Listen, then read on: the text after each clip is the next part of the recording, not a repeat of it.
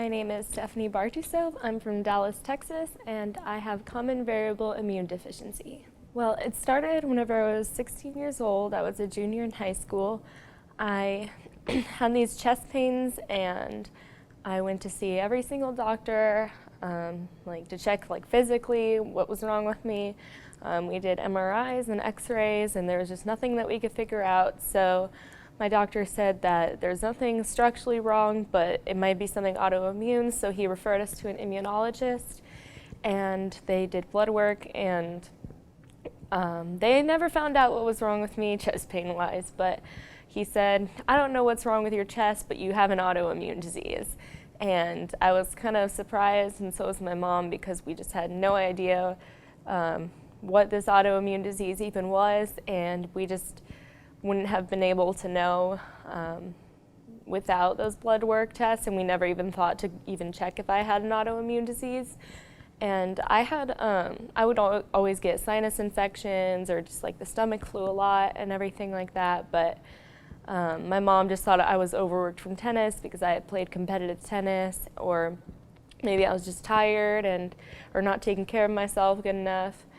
And so whenever I was diagnosed, it was kind of a borderline thing. I was just barely diagnosed with it, if that makes sense.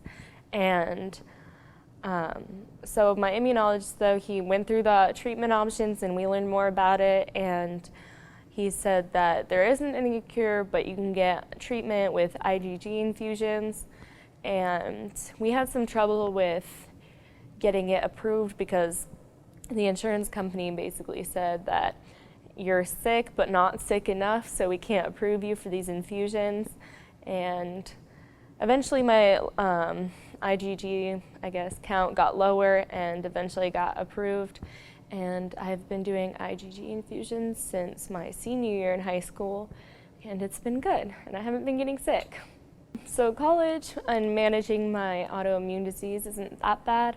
I definitely have to do infusions once a month, but I can do that on my own now. I have the medications brought to me, and I just do it on my own when I'm in my dorm, and it's not that bad. It's pretty easy. It just takes time, and I just do my own thing, whether it's homework or relaxing or just anything like that. And I play tennis on my tennis team at school, which is good, so it hasn't been impacting my involvement in things at school. And I've been able to participate on the tennis team and do most of the things. There are some days where I feel a little under the weather, and that's when I have to kind of be careful. I have to just be extra careful in terms of going out and participating in certain things, just so I don't get even more sick. But other than that, it's pretty normal. I feel like I'm living a very normal life, and not really many people know because they just can't tell, which is cool. But yeah, so it's nice. It's not getting in the way, which is good. My first year, I had 3 roommates, and they were all cool with it. I definitely told them beforehand. I was like, hey, by the way, heads up, I have an autoimmune disease, so once a month I'm going to be sticking needles in my stomach and getting medicine pumped into me. And they were totally cool with it. It kind of was weird for them at first, I guess, because they're just not used to seeing that, but they just didn't really mind other than that, which was cool.